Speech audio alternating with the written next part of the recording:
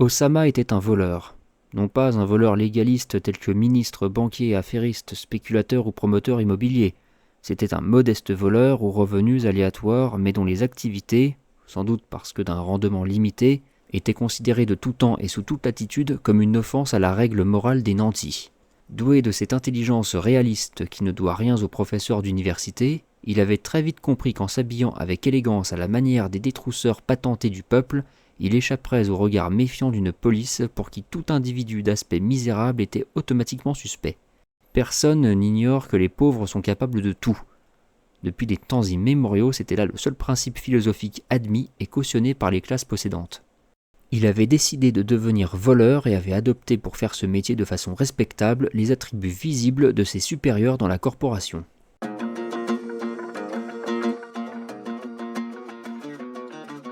Je connais un homme qui pourra te conseiller. C'est l'homme le plus extraordinaire que je connaisse, mais à quoi bon t'en parler, il vaut mieux le voir et l'entendre. Je voudrais bien savoir, interrogea Osama, comment tu as pu connaître un pareil homme.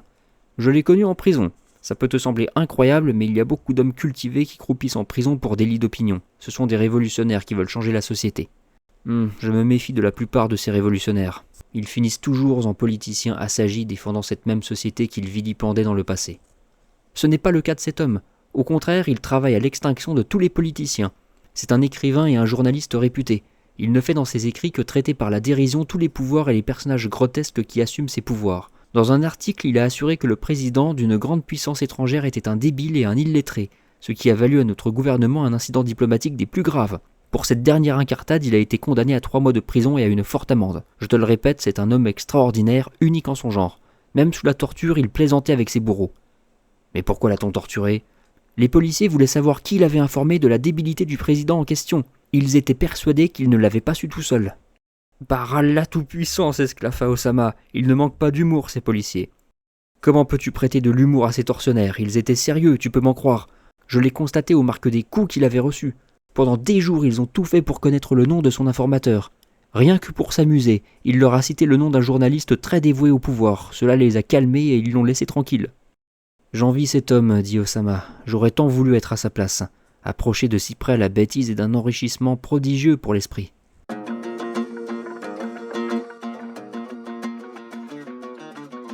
Le lettré Karamala avait élu domicile dans un cimetière de renommée mondiale depuis que des milliers de surlogis s'étaient installés sans demander la permission à personne.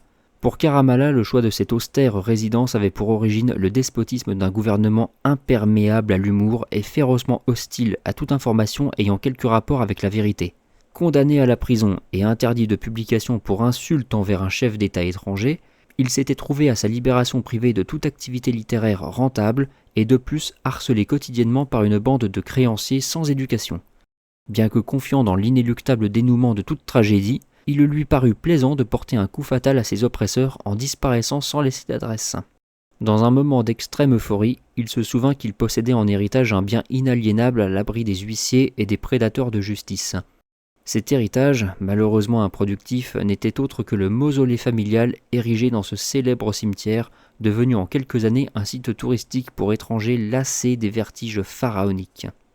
Dès le lendemain de cette illumination, Karamala quitta son appartement du centre de la ville et avec l'aide d'un charretier de sa connaissance, il fit transporter quelques meubles dans le mausolée et s'y réfugia en attendant que ses ennuis se diluent dans l'immense malheur universel. C'était un principe de sa philosophie que les problèmes se résolvent d'eux-mêmes si on n'y prête pas attention. Debout sur le seuil de la pièce qui servait normalement de salon de réception aux familles éplorées, Karamala, tout en fumant une cigarette, regardait dans le lointain le mont Mokattam, dont les contreforts noyés dans une brume de chaleur semblaient l'ultime horizon proposé à sa vue. Un jour, songeait-il, il irait vivre là-haut, dans une cabane, tel un ermite qui observerait l'humanité avec sérénité et compassion. Mais ce n'était qu'un projet idéaliste, il savait qu'il ne pouvait s'éloigner des hommes et de leur turpitude. Sans cesse il avait médité sur la lâcheté des peuples et leur soumission à l'impudence de gouvernants iniques. Cette obligeance consentie aux tyrans, laquelle confinait souvent à la dévotion, provoquait en lui un perpétuel étonnement. Il en était arrivé à croire que la majorité des humains n'aspiraient qu'à l'esclavage. Longtemps, il s'était demandé par quel stratagème cette énorme entreprise de mystification organisée par les possédants avait pu s'étendre et prospérer sur tous les continents. Il faut dire que Caramalla appartenait à cette catégorie de vrais aristocrates qui ont rejeté comme des habits crasseux toutes les valeurs et tous les dogmes institués par ces infâmes personnages le long des siècles pour perpétuer leur domination. Ainsi, la persistance du pouvoir de ces chiens puants sur la planète n'altérait en rien sa joie d'exister.